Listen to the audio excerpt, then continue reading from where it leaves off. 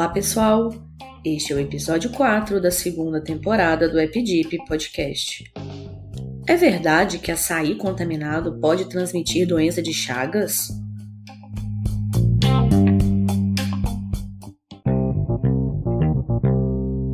Para começar, nós queremos saber: você gosta de tomar um suco ou um creme de açaí para se refrescar em um dia quente de verão? E um caldo de cana geladinho processado na hora? Também cai bem, né? Mas você realmente se preocupa com a procedência do açaí ou do caldo de cana que você consome? Será que eles realmente podem estar contaminados com o parasito causador da doença de Chagas? Antes de responder essas perguntas, vamos relembrar um pouco sobre a doença de Chagas, que é uma doença infecciosa causada por um micro-organismo, o protozoário chamado de Trypanosoma cruzi. A doença foi descoberta pelo médico e cientista brasileiro Carlos Chagas há mais de 100 anos atrás, lá em 1909, e recebeu este nome em sua homenagem. Carlos Chagas foi, inclusive, o brasileiro que, até o momento, chegou mais perto de ganhar um prêmio Nobel de Medicina, mas infelizmente ele foi injustiçado.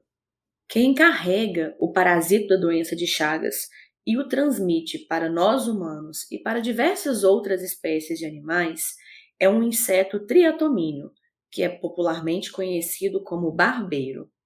O barbeiro precisa ingerir sangue de algum hospedeiro para completar seu desenvolvimento.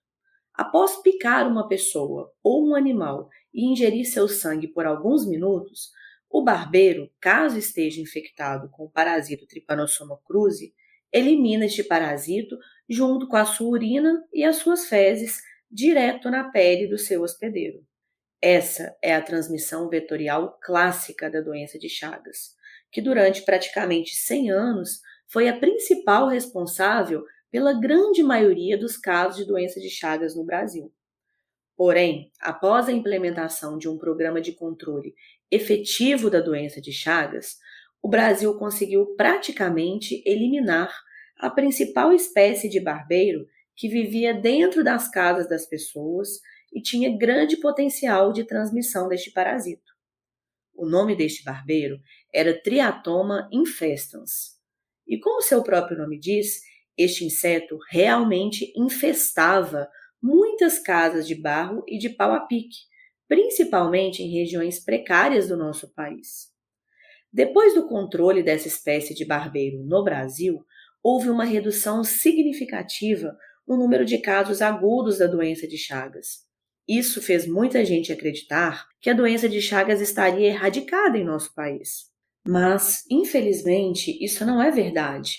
Recentemente, temos visto com frequência diversos novos surtos de doença de Chagas aguda no Brasil, principalmente na região norte do país. Só que agora por causa de uma outra forma de transmissão, por causa da transmissão oral. Mas de que forma este parasito pode ser ingerido pelas pessoas? Então, é aí que entra a pergunta título desse podcast, cuja resposta é sim. A transmissão oral da doença de Chagas ocorre quando ingerimos alimentos contaminados com este parasito. O açaí, assim como o caldo de cana, são alimentos que, quando contaminados, são os principais responsáveis pelos surtos atuais de doença de Chagas aguda no Brasil. Estes surtos se caracterizam por um grupo de pessoas oriundas de uma mesma região que, ao ingerirem o mesmo tipo de alimento, adoecem quase que simultaneamente. Surtos isolados já foram identificados em vários estados do país, mas são mais recorrentes na região amazônica, onde é comum o consumo de açaí imediatamente após o seu processamento, sem nenhum tipo de controle sanitário. No Brasil, entre 2010 e 2020, foram notificados mais de 2.000 casos agudos de doença de Chagas, transmitidas por alimentos contaminados. Várias espécies de barbeiros silvestres que vivem naturalmente bem próximos a açaizeiros e outras palmeiras podem acabar sendo triturados junto com o açaí e com a cana-de-açúcar, por falta de controle na colheita e no processamento destes alimentos.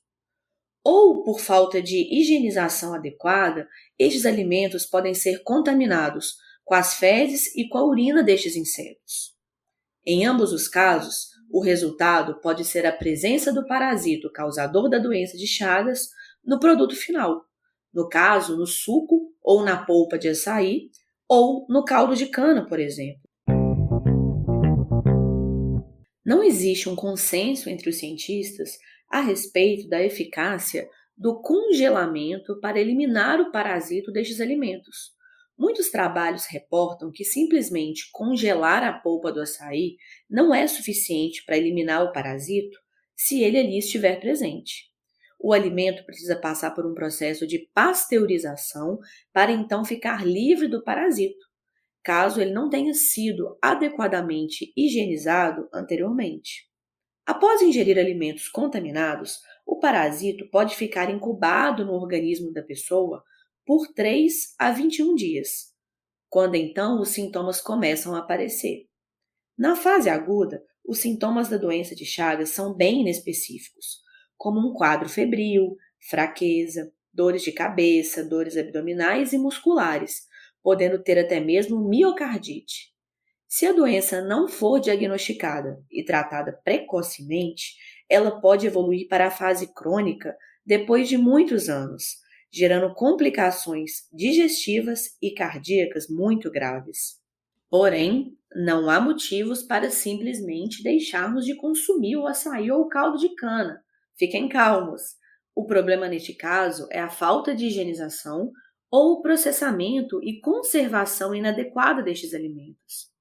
O simples fato de consumir produtos de procedência confiável, onde a polpa do açaí ou a cana tenham sido obtidas e processadas de acordo com um rigoroso controle de qualidade, em locais certificados pela vigilância sanitária, já é suficiente para eliminar qualquer possibilidade de transmissão oral da doença de Chagas.